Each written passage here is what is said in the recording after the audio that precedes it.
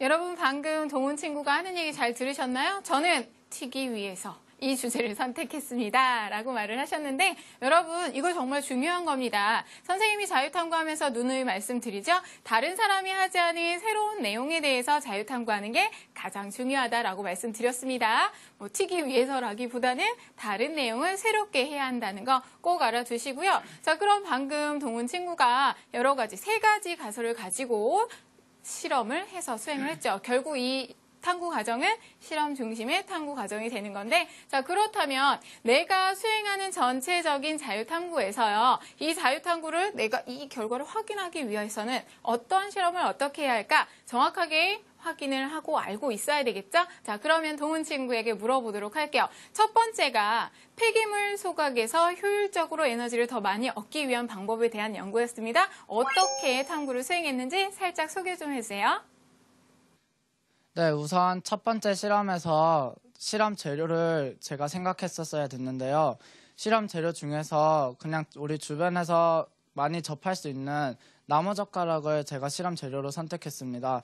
나무젓가락은 공해도 없기 때문에 가장 적합한 실험 재료라고 생각하였기에 이렇게 하였습니다.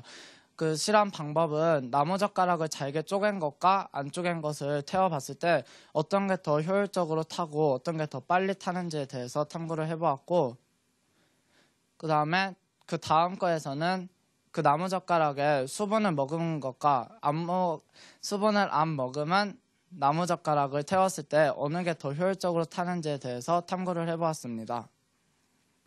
자, 그러면 두 번째 주제, 이산화탄소 배출량. 우리가 연소를 하게 되면 이산화탄소가 자연스럽게 배출이 될 수밖에 없습니다. 이러한 이산화탄소 배출량을 줄이기 위한 방법에 대한 연구는 어떻게 했는지 또 한번 소개 좀 해주세요. 네, 두 번째 탐구 과정에서는 앙금 생성 반응이라는 원리를 이용하였습니다. 석회수와 이산화탄소를 반응시키면 물과 탄산칼슘의 흰색 앙금이 나옵니다. 저는 이 반응을 실험해서 실험 설계를 하였습니다. 근데 이 실험에서 제가 이산화탄소의 농도를 측정하기 위해서 NBL 실험 장치라는 그 여러 가지 기체의 농도를 측정하는 실험 기구를 사용하였습니다. 자, 마지막으로 우리 친구가 어떠한 주제를 했냐면 재활용품, 쓰레기 봉투 속에서 재활용품을 어떻게 효율적으로 분리할 수 있을까를 생각해 봤는데요. 여러분들 우리는 이미 사실은 재활용품 분리를 많이 하고 있습니다. 하지만 쓰레기 봉투 속에 보면 아직도 많이 재활용할 수 있는 것들이 있거든요. 어떻게 효율적으로 분리할 수 있을까? 우리 친구는 탐구 과정 어떻게 선정을 했는지 한번 들어보도록 할게요. 네, 폐기물의 종류에는 크게 말하자면 종이도 있고 철도 있고 플라스틱도 있습니다. 하지만 저는 그 3가지 중에서 철과 플라스틱의 분리를 어떻게 하면 효율적으로 할 수 있는가에 대해서 알아보았는데요. 철은 초등학생도 알다시피 자석을 이용하면 쉽게 분리될 수 있고, 플라스틱은 밀도를 이용해서 분리를 하였습니다. 자, 우리 친구들 잘 들으셨나요? 이 동훈 친구처럼 우리 친구들도 본인이 자유탐구를 하는 과정에서 실험을 설계해야 한다면 처음부터 끝까지 내가 다 알고 있어야 합니다. 차근차근 설계를 해서 그 계획에 맞춰서 수행할 수 있게 정확하게 그 순서, 계획 잘 세워주시고요. 자, 지금 동훈 친구랑 얘기를 듣다 보니까 이산화탄소를 확인하는 과정에서 이산화탄소를 제거하려고 하는데 앙금 생성 반응을 이용합니다. 라고 얘기를 했죠. 이산화탄소를 석회수에 통과시키면 뿌옇게 흐려지면서 흰색 앙금이 만들어져요. 라고 했는데 우리 친구들 중에 아직 앙금에 대해서 배우지 않은, 사실은 이게 중학교 3학년 단원에서 나오기 때문에 전해질과 이온 단원에서 나오기 때문에 1학년, 2학년 친구들은 생소할 수도 있거든요. 그러면 앙금이 무엇인지 동훈 친구가 직접 설명을 해준다고 하네요. 자, 동훈 친구 앙금에 대해서 얘기 좀 해주세요. 네, 앙금이란 양이온과 음이온이 강하게 결합하여서 물에 녹지 않는 고체 혼합물로 앙금마다 독특한 색을 띠고 있습니다. 자, 우리 동훈 친구가 앙금에 대해서 살짝 정리를 해드렸는데 여러분들 선생님이랑 앙금에 대한 이야기 조금만 더 해보고 결과 이야기해보도록 할게요. 자, 앙금이라고 하는 건 양이온과 음이온이 엄청나게 강한 힘으로 결합을 합니다. 그렇기 때문에 수용액, 액체 속에 녹지를 못해요. 그리고 가라앉는 형태의 것들을 앙금이라고 하는데 방금 동훈 친구가 독특한 색을 띈다라고 말씀을 드렸죠? 여기 보시면 염화은하고 염화이온이 결합을 해서 염화은이라는 흰색 앙금을 만들어요.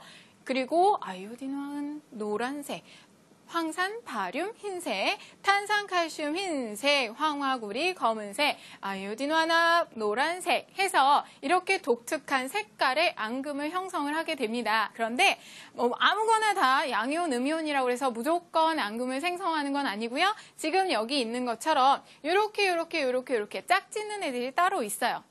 짝꿍이 따로 있다라는 얘기가 되겠죠? 그래서 우리 친구들은요, 이 정도는 살짝 기억을 해두실게요. 이게 흰색 앙금이고 노란색 앙금이고 검은색 앙금이구나. 앙금이라는 건 녹지 않고 가라앉는 물질이구나. 정리를 살짝 해주시면 좋겠고요. 이러한 앙금을요, 우리는 일상생활에서 실제로 사용을 하고 있습니다. 어떻게 사용을 하고 있느냐? 황화이온을 이용하는 예, 폐수 속의 납이온, 카드뮴 이온 등, 자, 납이나 카드뮴 같은 경우는 우리 몸에 흡수가 되면 아파요. 큰일 나요.